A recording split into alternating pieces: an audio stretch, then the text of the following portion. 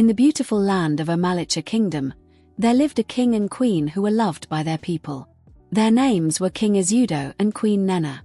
After many years of waiting, they were blessed with a baby girl. They named her Adaugo because they believed she was born to fly high like the eagle. From the day she was born, everyone could see she was special. She had bright eyes, smooth skin, and a smile that made even old women laugh with joy. As she grew older, Adaugo became more beautiful than anyone in the land. Her voice was sweet like a songbird, and her walk was full of grace. People came from far places just to see her. Mothers prayed their sons would marry her. Princes from other kingdoms sent gifts and letters. Strong warriors and rich traders came with gold, hoping she would smile at them. But Adaugo said no to every single one. Not one man touched her heart. King Adaugo watched all of this with growing worry. He loved his daughter, but he feared for the kingdom. The people had started whispering, "Why does the princess reject everyone?" Some even said, "Maybe she is cursed." The king didn't believe it, but he knew he had to do something. One day, he called all his elders and advisors and made an announcement. "Any man who wins my daughter's heart," he said, "shall receive half of my kingdom. But if he fails, he must leave and never return."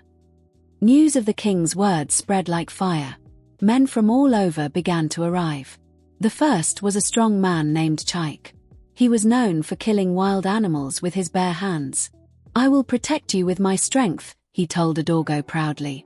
She looked at him with a calm smile and asked, "Is strength enough to love a woman?" Chike laughed and said, "Of course." But as he looked into her eyes, his hands began to shake. A cold fear filled his heart, and without another word, he walked away in shame. The next man was Ikenna, a rich merchant who wore clothes made of fine silk. His fingers were covered with gold rings. "Adaugo," he said, bowing low, "I will give you everything, gold, land, and beauty. You will never lack anything."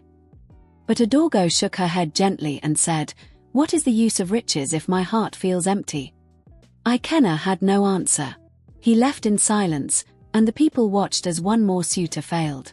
Many tried, but none succeeded. And each time, Adaugo sat tall on her seat, her smile soft but sharp, waiting for someone who would not break. The great hall of Omalicha Palace grew quiet. Another suitor had just left with his head down. People stood outside the palace gates, waiting for good news, but they only saw disappointment. Inside, King Adaugo sat on his royal seat, rubbing his forehead. His heart was heavy. "How many more will she reject?" he asked his advisors. No one answered. Even the queen, who always smiled, now looked worried. The elders gathered the next morning. They were old and wise, with long white hair and slow steps, but their voices were strong. "Your Majesty," said Elder Okari, "this is not ordinary. If Adaugo does not choose a husband soon, the gods may be angry. They may see her pride as a sin, and the land may suffer." Other elders nodded. "The people are already afraid," another said. "The rains are late. The harvest is dry. They blame the princess." When the king told Adaugo what the elders had said, she did not look afraid. She sat with her back straight and her head high. "Let the gods send me a man worth choosing," she said. "I will not bow just because people whisper." Her voice was calm, but sharp like a blade. Her father frowned. "This is not a game, my daughter. This is your kingdom. Your people. You must think of them." But Adaugo only smiled, though it did not reach her eyes. "Then let the right man come," she said softly. "One who is not afraid. One who will not try to buy me or scare me. Let him come, and I will know." Her words echoed in the hall. The king had no more to say. He stood up and walked away, his royal robe sweeping the floor behind him. That evening, the gates of the palace opened once more. Another man had come. But this one was different. He did not ride a horse. He did not carry gifts. He wore no crown. He was tall and quiet, dressed in a plain black robe. His eyes were deep, like the night sky before rain. He walked calmly, like he was not trying to prove anything. The guards moved aside without a word. When he reached the king's court, the people stopped speaking. He bowed his head just a little. "What is your name?" the king asked. The man replied, "My name is Obinna." "Where do you come from?" the king asked again. Obinna looked at the king with steady eyes. "I come from nowhere and everywhere," he said. A whisper passed through the crowd. "A man with no land, no name. How dare he come here?" But Adaugo leaned forward, her eyes fixed on him. Something about him felt different. Obinna stood still in the center of the court. He did not kneel. He did not offer gold. He only looked at Adaugo. Not with fear, not with love, but with something else, something deep and quiet. The whole palace waited for him to speak, but he said nothing. His silence made the others nervous. Even King Izudo sat back slowly, studying him with narrowed eyes. "Do you believe you are worthy of my daughter?" the king asked. Obinna turned his eyes to him, calm and steady. "I do not come to prove anything," he said. "I came to see if she is worthy of me." A gasp ran through the court like wind through dry leaves. No man had ever said such words. Queen Nenna's eyes widened. Adaugo's fingers tightened around the arm of her chair. For the first time, someone had turned the question back at her. Adaugo rose to her feet. Her long dress flowed like water, and the golden bands on her wrists shone in the light. She walked slowly toward Obinna, her steps quiet but sure. "You think highly of yourself," she said softly. "Most men come with songs of praise. You come with questions." Obinna did not blink. "Because praise is cheap," he answered. "And questions tell the truth." The king stood. "Obinna, the test remains. You will spend one night in the princess's chambers. If you fail, you will leave and never return." Obinna gave a small nod. "I accept." Everyone in the room watched closely. "He will fail," someone whispered. All the others did. But Adaugo didn't laugh this time. Her eyes were locked on Obinna, as if trying to read something written deep inside him. She turned and walked toward her chambers. Obinna followed without a word. The guards opened the tall wooden doors, and the two walked inside. The doors closed behind them with a soft thud. Outside, the palace was silent. No music. No talking. Everyone waited. Inside the room, the air was thick, heavy like a storm that had not yet come. Obinna stood still, his hands behind his back. Adaugo looked at him from across the room. Her voice was low. "There is still time to leave." He didn't move. "Is that what you want?" he asked. Her heart skipped. "No," she whispered. The room was quiet. Too quiet. Adaugo stood by the window, her back turned to Obinna. Outside, the moonlight spilled into the palace yard. Inside, the only sound was the soft crackling of the fire. She had been through this before. Many men had come into this room bold and proud, but none had lasted till morning. Some cried. Some shouted. One even begged. But Obinna was still and silent, like a tree in the wind. Adaugo slowly turned to face him. Her voice was calm, but sharp. "You do not speak much," she said. Obinna raised one eyebrow. "Talking is easy. Listening is harder." She frowned. "Are you listening now?" "Yes," he replied. "And watching." She crossed her arms and walked toward him. "You are not afraid." "No," he said simply. "You do not shake, or sweat, or boast. What kind of man are you?" Obinna looked at her for a long moment. The kind that does not need to chase what is not meant for him. That answer stirred something inside her. She was used to men trying to impress her. They all wanted something. But Obinna seemed like he had nothing to prove. She walked even closer, stopping just a breath away from him. "You came to test me," she said. "Not to win me." Obinna gave the smallest of smiles. "Maybe I came to see who you really are when no one is watching." Her eyes narrowed. "And what do you see?" "A girl who is afraid to be seen." Those words hit her like a slap. She stepped back quickly. "You know nothing about me." "Maybe," he said. "But I know pain when I see it. You wear strength like a mask." Adaugo felt her chest tighten. No one had ever spoken to her like this. They only saw her beauty or her power. No one had ever looked past the crown. She turned away, trying to steady her breath. You are bold, she said. Some would say foolish. And you are hiding, he replied. Some would say lonely. Adaugo stood there in silence. She didn't know what to say. For the first time in her life, she felt something she couldn't name. Was it fear? Was it truth? She didn't know. She walked to her chair and sat down slowly. So what now? She asked, looking into the fire. Obinna stepped closer, but not too close. Now, we wait. Morning will come. And so will your answer. The fire crackled. The silence returned. But this time, it didn't feel empty. It felt full, like something big was about to happen. The first light of morning crept through the tall windows of Adaugo's chamber. The soft rays touched the golden walls and the silk curtains. Birds began to sing in the distance, but inside the room, it was still and quiet. Adaugo sat by the window, her eyes on the rising sun. She hadn't slept at all. All night, she had sat in silence while Obinna sat across from her, calm as the sky after a storm. She had expected him to talk too much. She had expected him to try and impress her. But he didn't. He just watched her, with eyes that seemed to understand too much. His words from the night before still echoed in her heart. You wear strength like a mask. No one had ever said that to her. No one had ever seen through her walls. For the first time, she wondered if she had been hiding her heart all along. Obinna stood from where he had sat all night. He stretched gently and looked at her. It is morning, he said quietly. Adaugo turned to face him. Her eyes were soft now, not sharp like before. You did not try to win me, she said.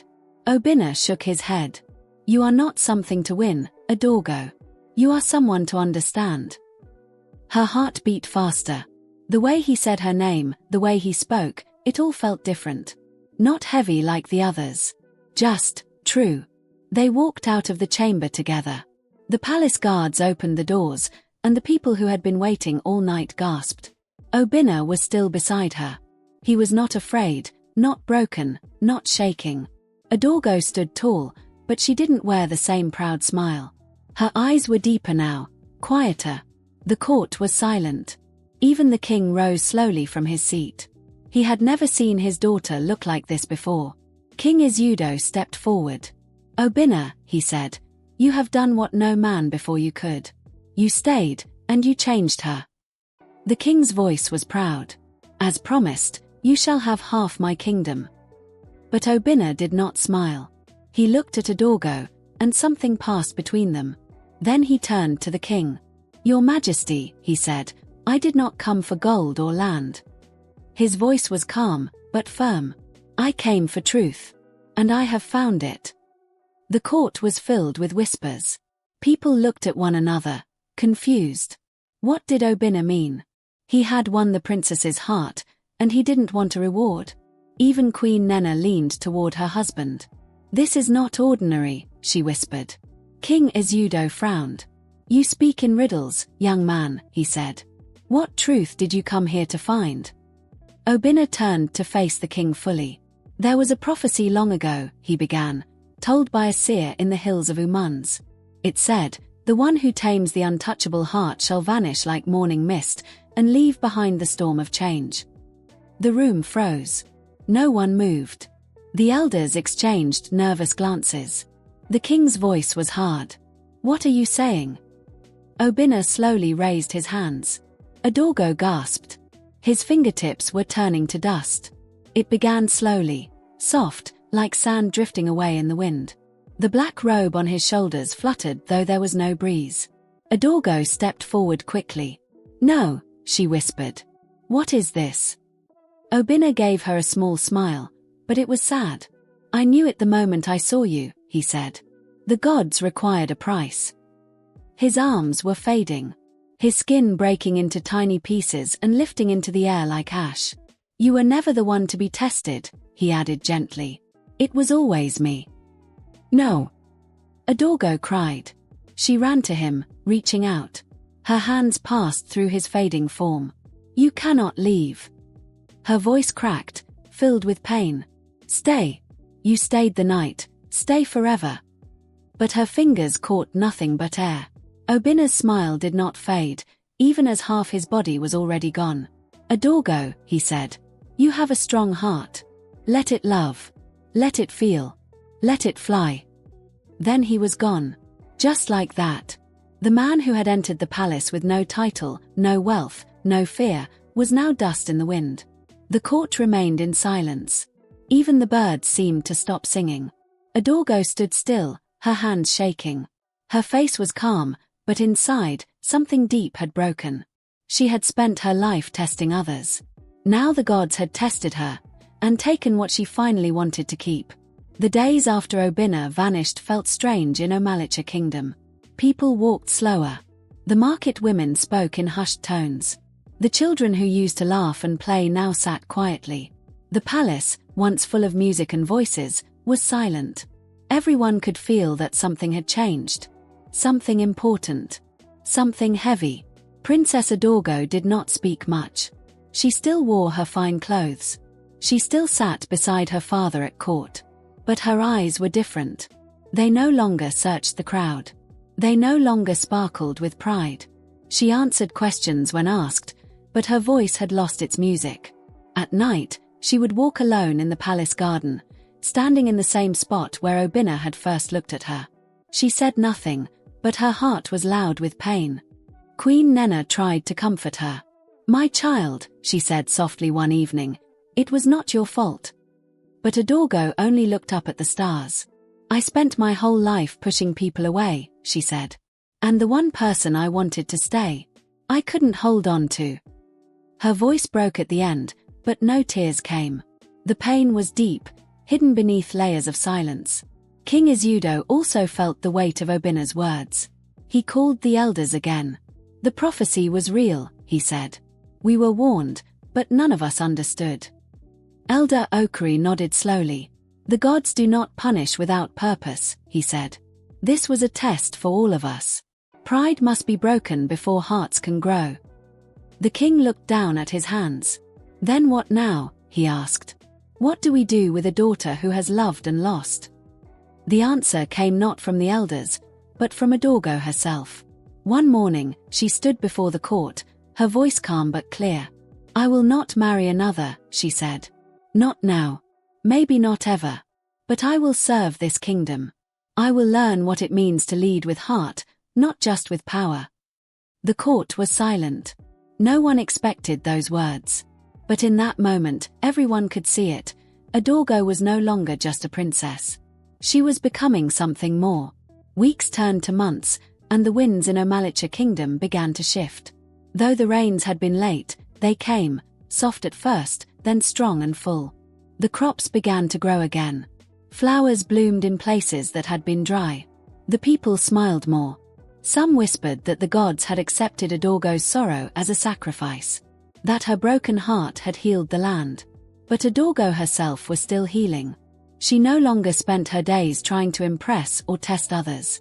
She rose early, visited the villages, listened to the elders, and sat with the sick. Children followed her through the streets, calling her Nwani Obioma, the woman with the good heart. She still wore her royal clothes, but she walked like one of the people. She had lost something, yes, but she had gained something too. One day, while sitting under a tree in a nearby village, Adaugo spoke to a group of young girls. "Do not let beauty be your shield," she told them gently. "Do not hide behind your pride. Love is not weakness. It is the hardest thing to do, but it is also the most powerful." The girls listened closely. No one had ever heard a princess speak like that. And in their eyes, Adaugo saw something that looked like hope. At the palace, King Izudo watched his daughter from a distance. "She has changed," he told the queen. "She walks with pain, but also with strength." Queen Nenna nodded. "She has loved deeply. And those who love deeply grow wiser than we can ever teach." The king smiled sadly. "Obinna gave us more than we knew. He gave us a queen before her time." That night, Adaugo stood on her balcony, looking up at the stars. The same stars she had stared at the night Obinna disappeared. The wind brushed against her cheeks, gentle and cool. For a moment, she closed her eyes. And then, deep in the quiet, she heard it again, his voice, soft as air, "Let it fly." Her eyes filled with tears for the first time. Not of weakness, but of release. She whispered back, "I will." Time passed, and the name Obinna became more than a memory. It became a story. Children sat by fires in the evenings, listening to their grandmothers speak of the man who vanished like wind. They said he came from nowhere, yet changed everything. In the markets and among travelers, his story was told with wonder, with sadness, and with deep respect. Some called him the Shadow Prince, others said he was a spirit sent by the gods. But to Adaugo, he was never just a story. He was the truth she never saw coming. She kept his memory alive in quiet ways. She had a small garden planted beside the palace, only black flowers, the color he wore.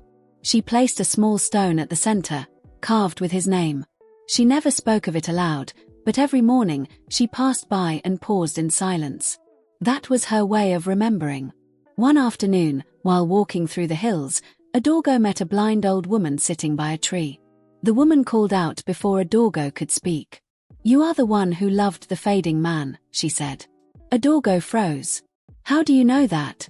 she asked softly. The woman smiled. "The wind carries stories. And pain has a sound. Yours was loud enough to reach the gods." Adaugo sat beside her.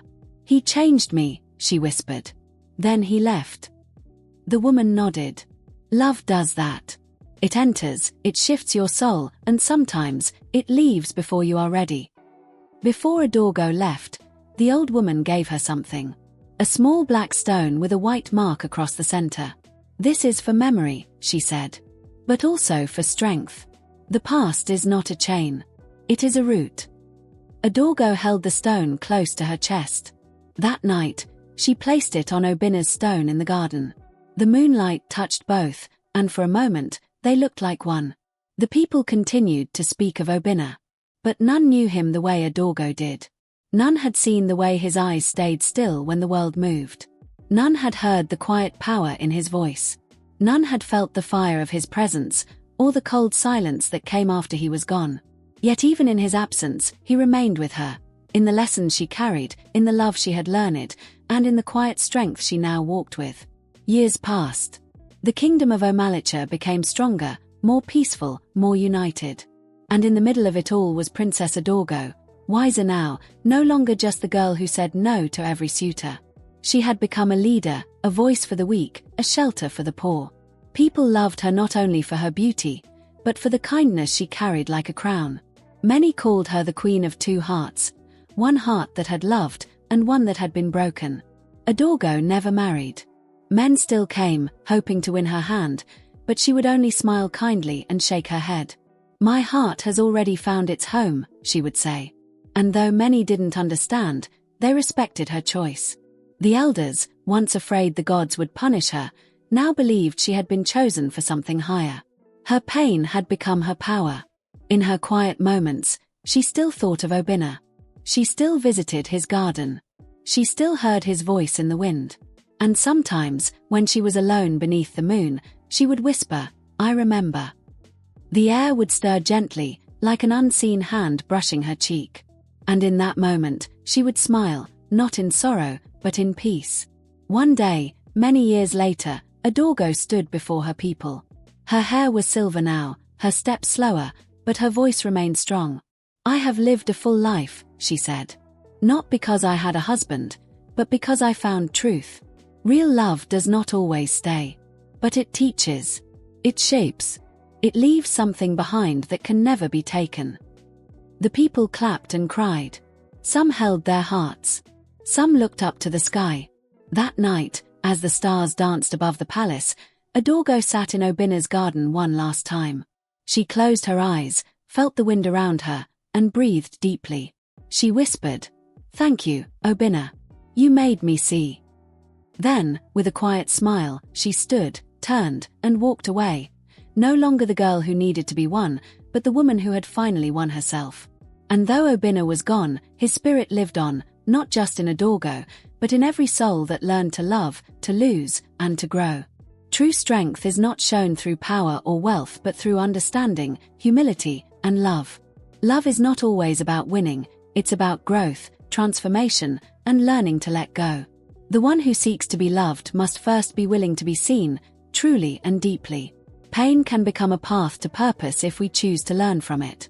Sometimes the greatest love stories are not those that last forever, but those that change us forever. Thank you for listening. If you have enjoyed this story, please like, comment and share to friends and families. If you have not subscribed to our channel, please subscribe and don't forget to hit the notification button so that you will be the first to be notified whenever we put up a new interesting stories like this. Thank you and see you in our next story.